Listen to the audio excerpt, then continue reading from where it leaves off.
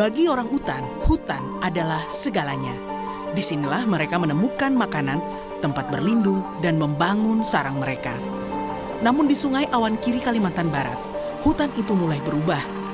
Udara pagi yang sejuk kini digantikan panas dan bau asap akibat kobaran api yang mengubah sebagian lantai hutan menjadi lanskap tanah hangus pada 22 Juli 2026. Petugas pemadam kebakaran dan pekerja konservasi berjuang melawan api. Helikopter pun dikerahkan untuk pengeboman air. Kondisi ini memberi ancaman bagi orangutan liar. So yeah, the situation is very worrying, especially if there is no systematic approach to forest fires, because we are always dealing with trying to put out the fire rather than avoiding that the fire is there in the first place. I think for as long as we don't concentrate on prevention, we are gonna lose the battle against the forest fires every time.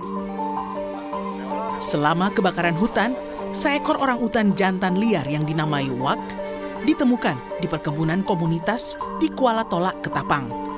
Wak mencari makanan dan tempat berlindung setelah rumah hutannya terdampak kebakaran.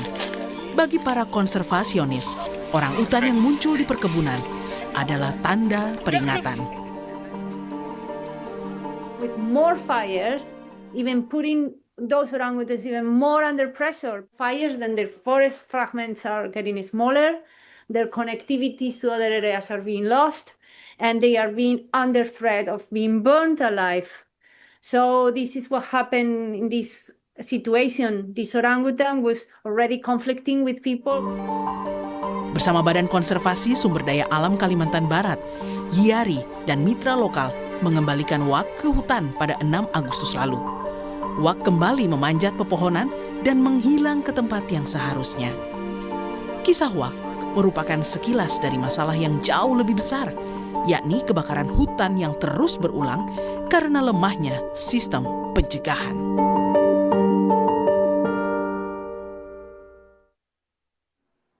Kebakaran hutan masih mengepung wilayah Kalimantan. Sudah hampir 1 bulan kebakaran terjadi, tapi titik api makin meluas. Imbasnya asap tebal menyelimuti hingga mengganggu kesehatan warga.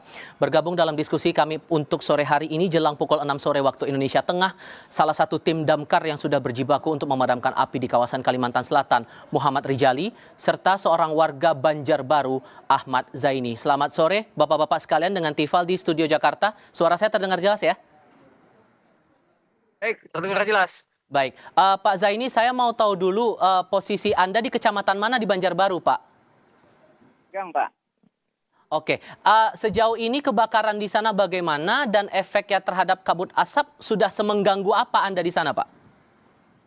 Kebakaran untuk saat ini sangat parah, Pak.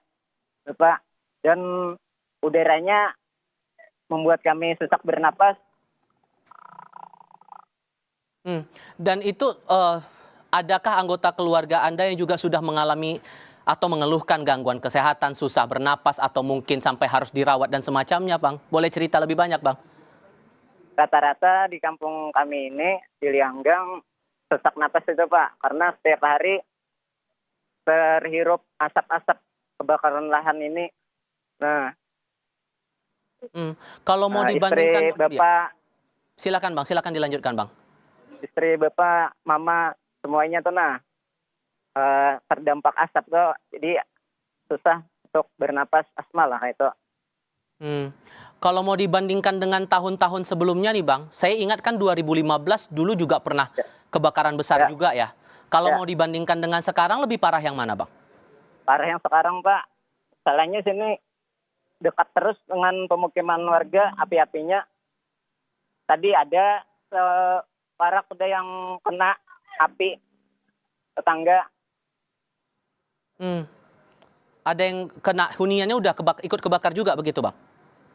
Apa Pak? Rumahnya ikut kebakar juga?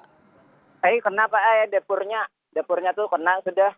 Tapi 3 pebuhan pemadam kebakaran, Pak Jeli dan rekan-rekan lain membantu Pak Polisi juga, TNI. Oke, Pak Rijali sekarang. Pak Rijali, kalau yang Anda amati dan Anda tangani sejauh ini, seberapa parah sebetulnya untuk menangani karhutlah? Karena saya lihat laporannya makin hari makin meluas titik-titiknya, betul Pak? Ya betul, makin hari makin meluas dan makin banyak lahan yang terbakar. Otomatis tim kami juga cukup ekstra untuk melakukan penanganan kebakaran hutan dan lahan di wilayah Landasan Ulin di Kota Banjarbaru.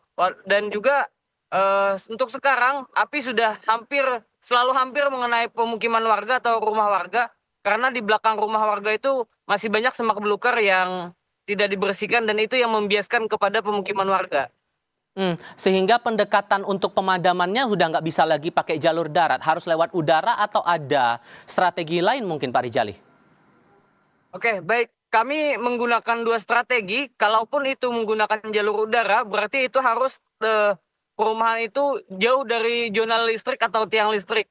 Jika itu mendekati tiang listrik, kami menggunakan metode jalur darat, yaitu menggunakan unit tangki dan portable yang di jalur darat tersebut untuk melakukan pemadamannya. Untuk dukungan dari pusat ada tambahan personel kah, alat-alat untuk membantu proses pemadaman atau ada hal lain mungkin Pak Rijali? Oke, kalau untuk personil, alhamdulillah beberapa waktu terakhir juga kami dapat bantuan dari pihak perusahaan juga menurunkan banyak pasukan ke lapangan untuk membantu kami di lapangan. Adapun untuk dari pusat, segala peralatan sudah dicukupkan untuk kami di lapangan, disediakan semuanya. Dan ini ini masih memungkinkan penanganan dalam jangka panjang atau hanya dalam waktu tertentu saja bantuan yang ada sekarang, Pak? Untuk saat ini kemungkinan masih bisa digunakan jangka panjang karena untuk jangka panjang saat ini lahan gambut yang 2-3 meter itu yang perlu penanganan ekstra. Ini dengan kondisi yang makin luas, titik api bahkan mendekati permukiman warga, ada tantangan sendiri nggak sih Bang Rijali kalau melihat kondisinya seperti ini? Bahkan tadi Bang Zaini di titik yang lain di wilayah Banjarbaru bilang ini yang lebih parah ketimbang yang dahulu-dahulu. Betul, kalau untuk tantangan sebenarnya semua ada resikonya, semua ada tantangannya. Melainkan kami tetap mencoba untuk mengusahakan yang terbaik sesulit apapun itu tantangannya. Insya Allah masih bisa dilaksanakan. Oke. Pak Zaini, kalau melihat kabut asap efeknya udah sebesar itu, Pak. Kalau Anda melihatnya bantuan-bantuan yang didatangkan dari Pemda atau dari pemerintah pusat sudah cukup atau belum? Kalau belum cukup, harus yang kayak gimana sih Bang bantuan yang harus ditunjukkan ke warga gitu? Untuk saat ini belum cukup. Masker tuh masih kurang Pak di sini. Setiap rumah tuh belum dikasih masker, kayak itu masih kurang. Kami susah bernapas. Waktu pagi itu kabut, jadi ngalih pandangan terbatas cuma 2 meter. Menghirup topang Pak enak. Menghirup udara itu udara yang asap. Untuk bahan pemadam sudah cukup sudah. Beratnya banyak aja sudah. Jadi sini anehnya aja Pak lagi mun kawa tuh tiap di muka rumah tuh ada sumur-sumur tuh Pak. Karena sini air tuh kekurangan karena kering tuh Pak. Kalau bisa kepada pemerintah untuk membuat sumur Pak supaya nyaman hubungan pemadam nih mengambil airnya. Biar gampang untuk memadamkan api di situ ya. Tapi kalau sejauh ini Pak Zaini, Anda udah merasakan gangguan kesehatan atau sesak napas dan semacamnya gara-gara kabut asap beberapa hari ke belakang ini? Iya Pak. Karena asap ini asma tuh Pak, susah bernapas, badan lemas Pak, terhirup udara kabut terus Pak, asap. Oke. Saya berharap Pak Rijali dan Pak Zaini dalam keadaan sehat, walaupun ini betul-betul cukup menantang, harapannya bisa pemadaman api di lahan-lahan yang terbakar dan efek dari kabut asap ini bisa segera reda. Pak Zaini, Pak Rijali, terima kasih banyak ya sudah berbagi cerita bersama kami. Sehat selalu untuk Anda berdua. Selamat sore.